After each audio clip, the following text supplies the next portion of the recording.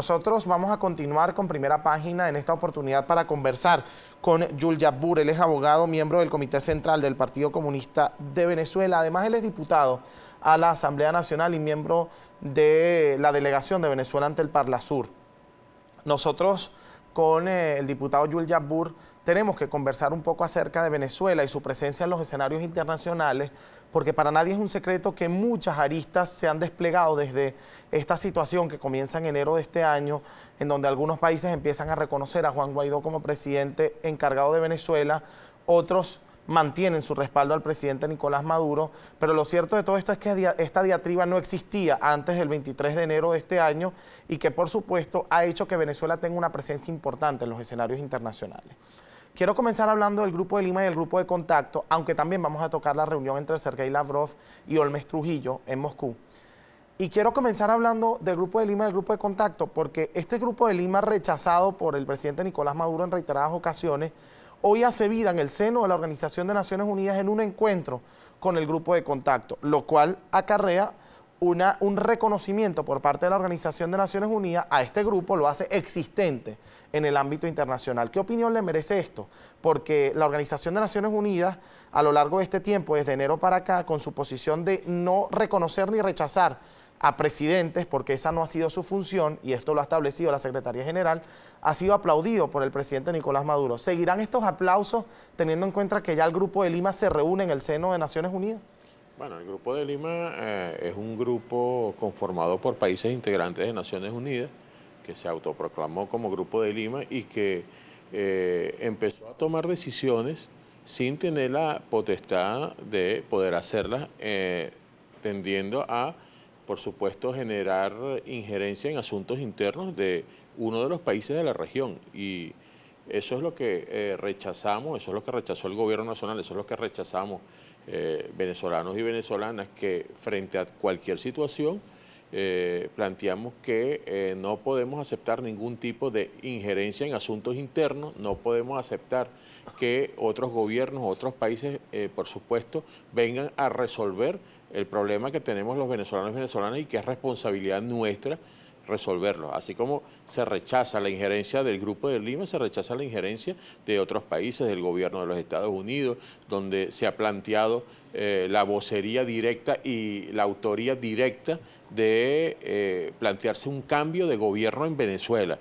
Y eso ha ocurrido con mucho énfasis, como tú lo has señalado, a partir de este año, pero eso va comprendido dentro de toda una arremetida multifacética que se da contra Venezuela, que se da no solamente en el ámbito político y en el ámbito mediático con mucha fuerza, sino que ha empezado con una escalada a partir de este año, incluso en el ámbito militar, para forzar un cambio de gobierno en Venezuela.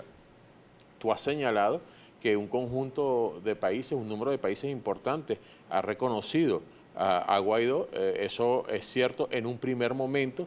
Por supuesto, mucho menos países de lo que reconocen al Estado venezolano y a su presidente constitucional, Nicolás Maduro Moro, que fue electo el 20 de mayo del año 2018. Sin embargo, esos países que en un primer momento se prestaron para impulsar ese plan contra Venezuela de crear un Estado paralelo, donde hay que señalar con mucha responsabilidad que desde Venezuela se ha utilizado la Asamblea Nacional en desacato para impulsar ese plan dentro de Venezuela y crear un Estado paralelo, crear un TSJ en el exilio, que por supuesto ha sido designado por esta Asamblea Nacional en desacato, nombrar o autoproclamarse el presidente de la Asamblea Nacional como presidente interino. Todo ello se comprende dentro de un plan de generar entonces un Estado paralelo, de crear las condiciones para luego ir avanzando en que Venezuela es un Estado fallido, es un Estado ingobernable, Venezuela es un Estado forajido y por lo tanto se justifica la agresión o la invasión militar por parte de fuerzas extranjeras, por parte del gobierno norteamericano como instrumento del imperialismo norteamericano de manera directa o indirecta, como lo pretendieron hacer desde Colombia, desde gobiernos como Brasil, que han ido fracasando en esos intentos. Ante esos fracasos, bueno, existe entonces ahora una recomposición, sigue la arremetida, sigue aumentando todo un cerco militar, siguen aumentando las medidas unilaterales coercitivas, que son ilegales, que violan el derecho internacional, que han sido rechazadas y condenadas por Naciones Unidas, que es el máximo organismo que agrupa a los países del mundo, y ha sido rechazado en el Consejo de Derechos Humanos de Naciones Unidas, porque Venezuela no es el único país que ha sido víctima de esas medidas coercitivas. Hay un conjunto importante de países, más de 50 países en el mundo hoy. Hay algo acá interesante, ¿no?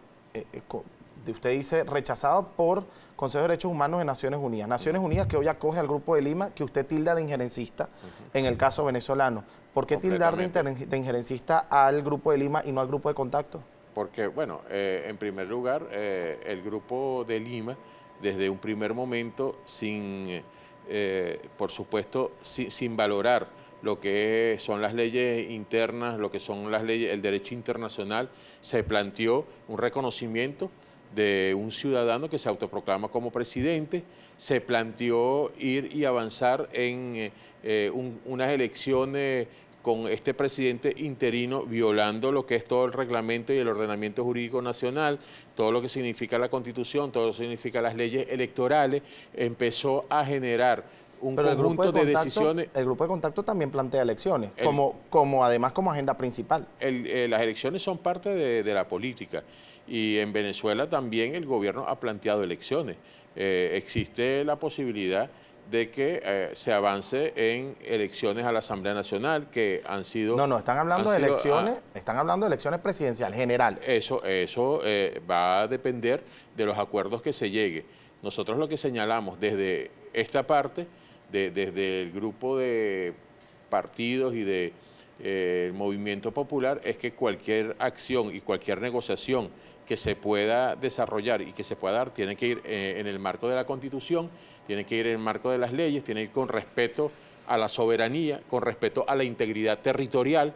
Todo ello se comprende. O sea, el tema de las elecciones... ¿Pero en qué momento los discursos que se han establecido el Grupo de Lima ha hablado de una violación a la soberanía o ha hablado de una violación al espacio territorial? Porque en esta reunión con el Grupo de Contacto realmente parecen ser cónsonos en los planes. De lo contrario no se reuniría. Porque han ido fracasando en sus planteamientos iniciales, han ido fracasando. Cuando reconocen a un presidente que no ha sido electo, que es un presidente autoproclamado, un presidente que ha señalado que no reconoce ningún poder de los poderes públicos. Pero lo siguen reconociendo, lo dijo Holmes Trujillo en la reunión con Lavrov. Bueno, así son políticas injerencistas, siguen siendo políticas injerencistas. O sea, el Grupo de Lima no era antes malo y ahora es bueno.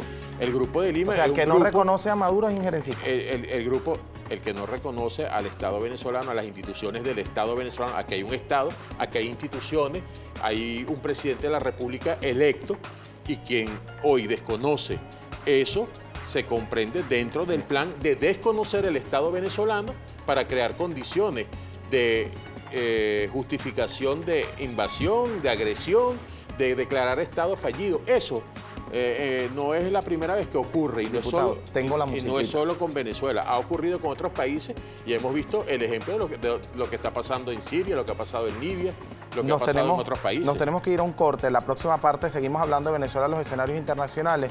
Tocamos el caso de la reunión Rusia-Colombia, pero además vamos a tocar un caso bastante interesante. China ha dicho que sustituye a Venezuela la compra de petróleo, ahora lo sustituye por Irak. Se dice que Rusia retira personal de Venezuela. Y se dicen muchísimas otras cosas de una sustitución supuesta que tiene Rusia en la venta de petróleo hacia los Estados Unidos. Así funcionan las relaciones internacionales y vamos a ver realmente cómo están esas alianzas del presidente Nicolás Maduro. Vamos a un corte y venimos con más de Primera Página.